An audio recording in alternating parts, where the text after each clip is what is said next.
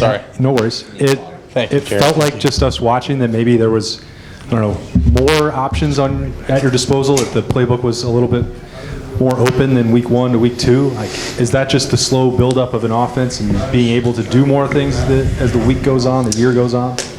I think, every week's different, and, our game plan going into this game was definitely different than last week. And I think, the same could be said about, whoever we play next, Marshall. I don't think necessarily that we did anything different or anything new or tried to open anything up. I think we still had probably just as much in the first game. It really also is just, how the game's going. And, sometimes some of the more exotic stuff's working. This game we ran the ball really well, and, we were able to establish a really good run game, and that was great. I think part of it, we're evolving every week, and we're taking the things that work and the things that don't, and learning from it and whatnot. I think we did a good job evolving, and I think just overall we just played cleaner, to start the game. Over to the left, Rob Aller, Columbus Dispatch. Is there a limit to evolution, how good this offense can be? I mean, I'm not sure there is, but I'm sure you'll find something. I truly don't think there is. I think we played well tonight, but the thing is, there's still some plays that we left out there.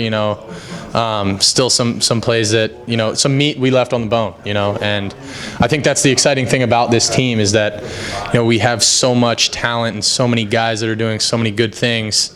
But we still can build on it and grow and become a better team. And I think that's the exciting thing is that we're never satisfied.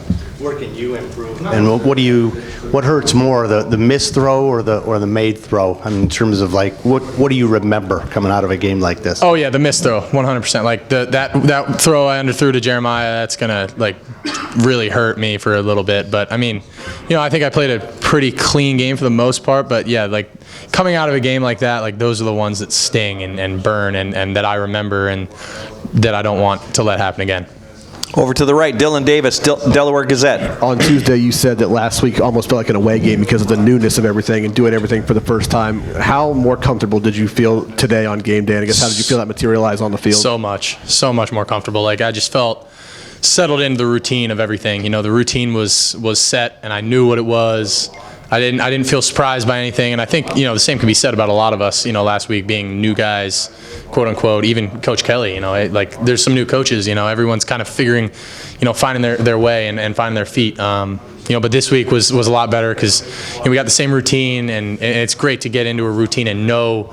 I'm a big routine person, whether it's day to day or on a game day or whatever. I just like to have a routine, and when you can settle into that routine and know what to expect, what's coming, it just settles your mind down a little bit, and you don't have as many jitters, and I think you saw that today. Second row left, Jeff Gilbert, Press Pros. What was it like getting to throw the ball the first 4 plays of the game, and what did that drive do for you guys? I mean, you just kept going and never slowed down. What was the impact of that drive? I think it was good. I like to get early completions and easy completions, and I think we did a good job of getting me a couple of just easy completions, and just letting the guys just facilitating, getting the ball out of my hand. I think the first one I probably could have just gave to Trey and let him run, but it's all good, and I think we started off really fast. Got some good plays, and we're able to move the ball down the field well. Over to the right, Stephen Means, Cleveland.com. Well, I don't know how many completions you've ever had to start a game off like that, but you hit your first 10. As a quarterback, when you get into a rhythm like that early, how are you feeling out there? Are you in it? Do you feel like you can kind of not hit anything at that point? You feel like you're in the zone, especially when you get a couple of easy completions early. It just it settles you down, and you just feel like you're settled in. It doesn't feel like you're guessing or anything. It just, for me, I just get into a rhythm, and once I make a couple throws, couple completions, it just everything kind of matriculates and just, it feels good. Over to the right here, Andy Backstrom, Letterman Row. Yeah, Will, you had your first rushing touchdown today. How did that feel, first of all? And then I think that was out of a heavy set, a lot of heavy sets today. Do you like that 3 tight ends, 4 tight ends? I love it, man. I love it. I love getting in that heavy stuff and running the ball, and especially because that usually means we're in either short yardage we're in the red zone, and we were in that a lot today, which is great. And we made some good plays. But I always say, it's great to throw a touchdown. It feels awesome. It's a great feeling. But there's nothing quite like running a touchdown in and feeling the crowd and celebrating with your teammates in the end zone. Like, there's no feeling like that, and it was pretty awesome. Over to the right, Joey Kaufman, Columbus Dispatch. Will, Coach, they mentioned that he thought your timing was better with some of the guys this week, like Jeremiah, and that sets, when your timing's better, it helps set up some of those bigger plays. What do you think maybe contributed to that and just the overall time with you guys? I think we were just settled in from the start, and I think the way that we started kind of helped us get into a rhythm faster. And I think, when I'm on time, when my feet are moving, even a couple plays tonight, there are plays where my feet, kind of go dead, and I may, not be as accurate on that throw. And there's some certain things that I know I need to keep working on.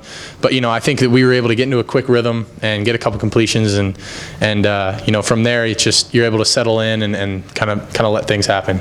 Stefan Kreisnig, Cleveland.com. What's it kind of like from your perspective having two running backs like Travion and Quinshon, and kind of take us through what their relationship is like kind of from your eyes? Yeah, it's pretty cool, man. It's sometimes it's funny. I don't even know which one of them's out there on the field until I look to my right. I'm like, oh shoot, Q's out here. Oh, it's Trey. Whoever. They're so interchangeable. It's unbelievable. And the coolest thing about those two is that there's zero ego, anything. Those two are probably each other. They're very tight. And I know that they get along super well. Those two, just kind of embody what this culture is about, and how they work together. They don't care who gets all the, the rushes or who scores a touchdown or who, obviously tonight they both did a great job. And our O-line played outstanding today. I thought they stepped up and really played well and moved those guys off the line. But it's cool, man. When you got two running backs like that, they're pretty interchangeable and have a really good relationship. And are as talented as those two are. They're both freaks. It's pretty fun. Two more questions. Bill Rabinowitz, Columbus Dispatch. Shot question. Obviously, last week you played fine, but not like the breakout he had tonight. What stands out the most to you about his talent and maybe just the way? You both are obviously first-year players here. Mm-hmm. About his adjustment here. Yeah, I think, me and Q, we same could be said about Seth and Will Kazmarek, and, Caleb came in a little later, but that was kind of the group that I came in with. It was Q, it was Will Kazmarek, it was Seth. Those were kind of the guys that were initially there when we first got there. So we definitely bonded pretty quickly, and the two of us, I think we get along really well. I love Q. He's my guy, man, and I think he settled in too this week. He finally kind of was like, all right, I'm comfortable and did his thing, and I think you guys saw some of the elusiveness that he has and the ability to break tackles. I think the thing that makes him and Trey both so dangerous is that they're not only fast and quick, but they're strong, man, and they're gonna not run over guys. They're gonna, run around them, run through them. They both are super multifaceted, and I think you were able to see that tonight. They both had a very good game. And final questions, Tim May, Letterman Row. Yeah, following up a little bit on with Quinshon. When he plants his foot and goes, what's it like to watch that at field level? If you follow my drift. Yeah, it's fun. It's like watching a highlight tape on the field. It's pretty cool. When I saw Jeremiah catch that ball and the safety fell down, I was like, he's gone. It's a touchdown. There's no question. And then when Q goes out there on that speed option that should have been a touchdown, but I'm not going to talk about that. But